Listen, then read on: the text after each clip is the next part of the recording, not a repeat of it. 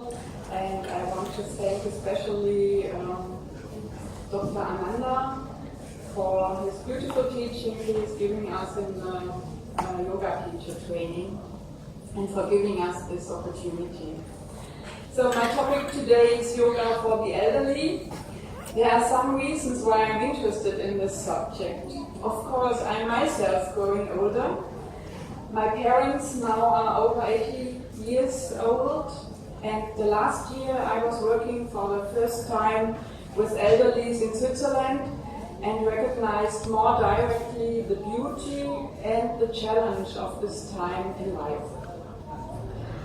We are all growing older, and hopefully one day we will be happy silver ager and golden girls in excellent health condition and enjoying life and ourselves. Getting older presents many gifts: maturity, grace, wisdom, experience, and perspective, to name a few. But growing older can also carry many challenges and can especially be a time of more and more losses. Most parts of the world will witness demographic aging, defined as a rise in median age of populations and a growing share of people above age 65 during this 21st century. In Germany and Switzerland, where I come from and where I'm living, the proportion of elderlies is continually growing. There is also a societal need, a need for the society for good health and living services for seniors who are not anymore able living in their own residency, as well as for supporting services for elderlies so that they can live as long as possible within their own surrounding. I want to give an example of a Swiss lady living in Basel. I met her half a year ago when I was volunteering for supporting elder people for living in their own home. This lady is 83 years old and she lives alone in a very nice apartment in a new built apartment building. Her husband died 10 years ago and she continued living then on her own in the family house with a big garden in her familiar surrounding. 2 years ago she had an accident and fell on the stair and hurt her hips. After that, the two sons decided she should live in a more easy-to-handle surrounding, and she moved to the apartment. The last year she had 2 more fall downs, and more she has difficulties with her memory. She feels insecure and is afraid of falling. She realizes more and more the difficulties with her memory. She is afraid of death. Especially she wants not to hurt her grandchildren by dying. Probably soon she will move to a retirement home. I think this example is nothing very special and shows very well that in higher age life is not boring at all, but one has to face a lot of severe changes in life, still have to adapt to the life process, and often these changes are not planned but often necessary and urged by circumstances or other people. Especially the experience of loss is more often in higher age than in other life phases. So the changes coming up with growing age and with becoming an elderly are manifold on the physical, psychological and social level. Physically, it becomes harder to keep extra weight off. According to the Centers for Disease Control and Prevention, over 1/3 of adults 65 and older are obese. These are numbers from the United States. Risk of life-threatening illnesses such as diabetes, cardiovascular disease, and certain types of cancer also increases with age. Joint stress, osteoarthritis, and other types of pain will also commonly surface as you age. Not to mention the number of people with Alzheimer's disease, which can impair the ability to have relationships and function in the world, doubles every 5 years after age 65. Psychologically and emotionally, seniors experience higher rates of depression, anxiety, and other mental health disorders. Memory can decline, balance can be impaired, and with that sense of self can suffer. In later age, elder people often has to change the environment for living in a retirement home. That means a heavy change in the social setting. Social relationships get lost because spouse, friends, other relatives have died. With these statistics and more, the topic of aging often renders fear as birthdays pile. The good news is there are so many things people can do to improve their overall health and well-being as a senior. And I think Dr. Ananda before also gave a lot of hints for doing that. Yoga, especially easy yoga or yoga therapy, can also offer a wide array of health benefits. Seniors who often struggle with pain, joint stress, imbalance, osteoarthritis, and other physical limitations can benefit from incorporating a yoga practice into their daily routine. Now I want to quote Dr. Mina. Yoga is commonly understood as a practice that is physically beneficial, whereas it is concerned and related more with the mind than the body. Any sign of disease manifested in the body is a result of a mental imbalance or an unhealthy attitude. Promoting healthy lifestyles of elderly people is vital in helping them maintain good health and lead happy and independent lives. As we grow older, we typically become more susceptible to ailments that are linked to aging, and as a result, we tend to move less.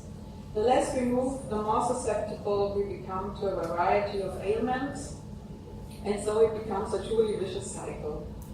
Yoga has been proven to help alleviate or reduce many of these health challenges, making it an increasingly popular choice for the adult population.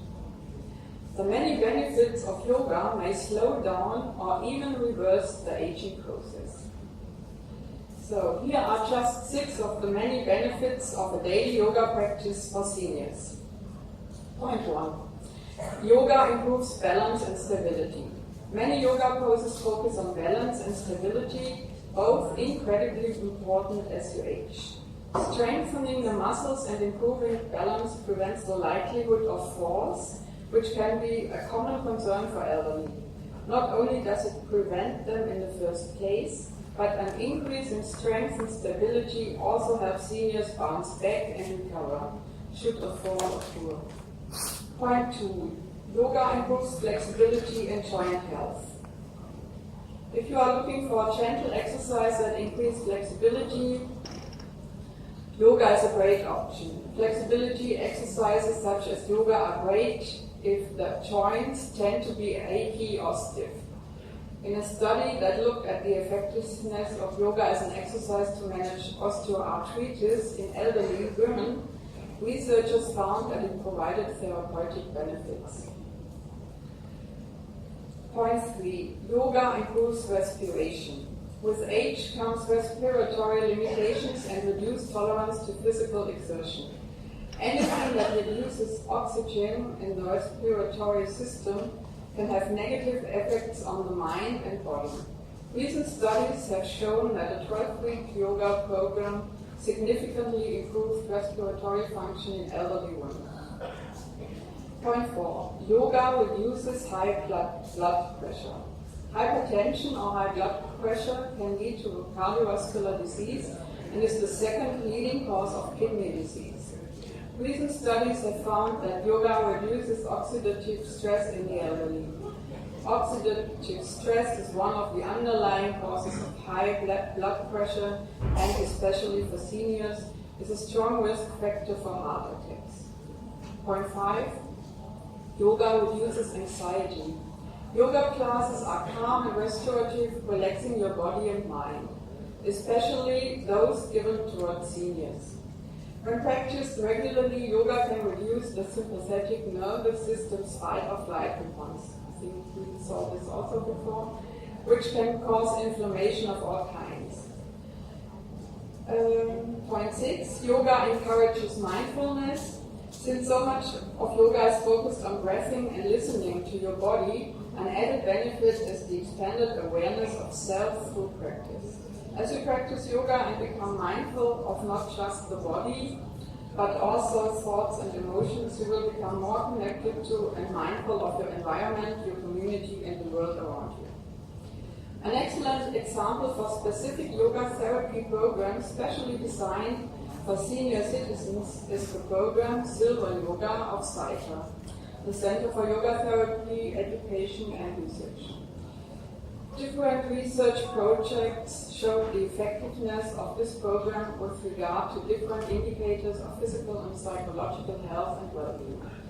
The program and the research was done with women inmates of the Hospice Convent Home for the Aged Congregation of St. Joseph of Cluny in Pondicherry. And I saw when we came here that it's directly here in the street. So, and the research in all the programs conducted, especially by Dr. Nina Ramanakota and Dr. Ananda Bhavanani, and there are also other in this team. The 12-week yoga therapy program contains the following 4 components. The first is chatis and kriyas, warm-up techniques, breath body coordination practices. Second, asanas. There are different standing asanas and sitting asanas. Third, breathing techniques. There's Chandranadi, Vyagra, Pranayama, and Pranava. And last but not least, as we all know, relaxation in Shavasana. The program is conducted in a group setting. Silver yoga sessions were conducted for 60 minutes twice a week for 12 weeks. The program shows the following positive effects on health and well-being for elder women in a hospice setting. Enhances lung function in elderly women, mental health status, decreased levels of depression and anxiety, increase in level of self-esteem, improvement in cardiovascular parameters. Additionally to the physical and mental benefits, the spiritual effect of yoga can be of special help for the attitude of letting go in the last phase of life. The philosophical tradition of yoga calls for being aware of the polarities of life. Yoga practices such as asana, pranayama, and meditation can alleviate the anxiety and suffering that arises from illness, loss, and death, while opening the heart and mind to the mystery of life and death. So, I wish for my Swiss elderly lady in Basel that she will move to a retirement home where there will be some kind of a silver yoga program like it is offered here in Pondicherry. Thank you for your attention and happy aging with yoga. How yoga helps the elderly in all the spheres of their existence, and also how much they are in need to practice yoga, how benefited they are, adding life to the years they live in the sunset phase. Thank you very much. May I now request